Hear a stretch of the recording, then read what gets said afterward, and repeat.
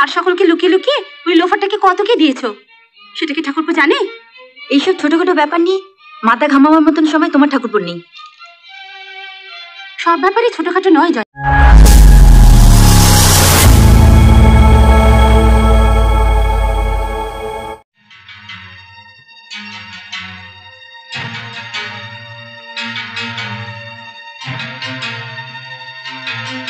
ঠাকুরপো, তোমার সঙ্গে ঝগড়া করতে এলাম ভাই। কেন? আমি আবার কি করলাম?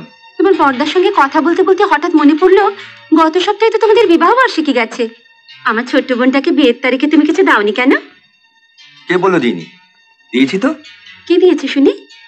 তেমন কিছু নয়, একটা আংটি। সত্যি আংটি দিয়েছো? এই তো তোমার সামনে দাঁড়িয়ে আছে, সত্যি কি মিথ্যে জিজ্ঞেস করো না। কে রে জয়া, আংটিটার কথা আমি বলিসনি তো? বলিনি মানে? ঠিক আছে, আংটিটা একবার আমায় দেখাতো, দেখি তোকে ভালো মেয়ে পেয়ে সোনার নাম করে রোল গোল্ডের আংটি দিয়ে তোকে ভোলালো কিনা। এখন আবার আলমারি খুলবো? কাল সকালে এসো না বড়দি, তখন দেখাবো। আবার সকালে কেন? দেখতে চাইছো যখন দেখাও না, কতক্ষণ লাগবে?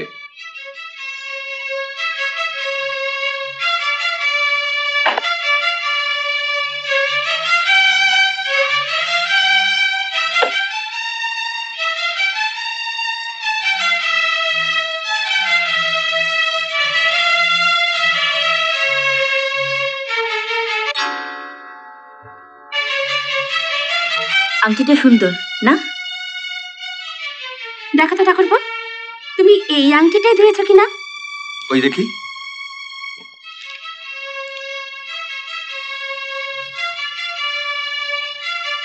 হ্যাঁ, এটাই তো দিয়েছিলাম। একটু ভালো করে দেখো না। না না, দেখার কি আছে, এটাই দিয়েছিলাম। হ্যাঁ বড়দি, ও আমাকে এই আংটিটাই দিয়েছিল, আর আমিও এটা ঠাকুরপোকে দিয়েছিলাম ওর বন্ধু ভাস্করের বউকে দেওয়ার জন্য। আমি যেদিন ঠাকুরপোকে আংটিটা দিচ্ছিলাম, বড়দি নিশ্চয়ই আড়াল থেকে দেখেছিল, তাই সব কাজকর্ম ফেলে ছুটে এসছে আংটিটা নিয়ে তোমার আমার মধ্যে ঝগড়া বাঁধিয়ে দেওয়ার জন্য। তুমি আংটিটা বলছো দিয়ে দিয়েছিলে, তাহলে এটা আবার তোমার কাছে এলো কি করে? বেচারা বড়দি যখন সকালবেলা গুড্ডুকে স্কুল থেকে আনতে গেছিল, তখন ভাস্কর এসেছিল ঠাকুরপোর খোঁজে। সেজ বৌদি, বিক্রম বাড়ি আছে? না, ও তো তোমাদের বাড়িতে গিয়েছে। এই আংটিটা ওকে দিয়ে দেবেন তো। ও তো এই আংটিটা তোমার বউকে দেওয়ার জন্য নিয়েছিল, ওকে দেয়নি? হ্যাঁ দিয়েছিল, দিয়েছিল, কিন্তু আমি এটা ওর থেকে জোর করে ছিনিয়ে নিয়ে চলে এসেছি। সে কি? কেন?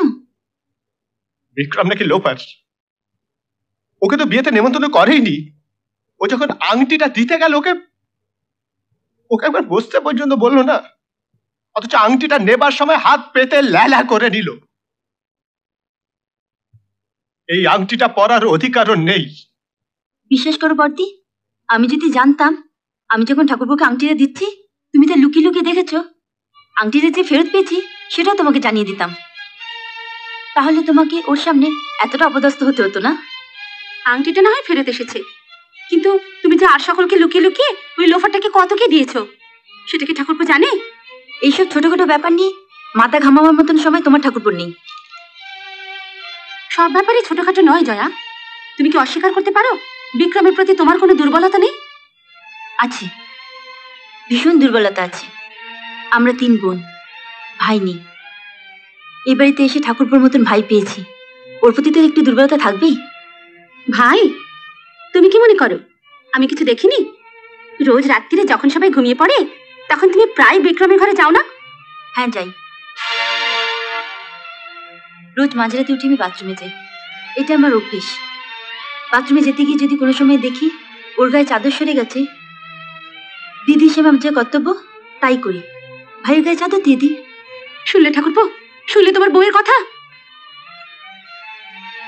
রাত্রি বিক্রমের ঘরে যখন আমাকে যেতে দেখেছো তখন নিশ্চয়ই এটাও দেখে থাকবে রোজ আমি দোতলায় উঠে দেখে আসি বাবা ঘুমিয়েছে কিনা।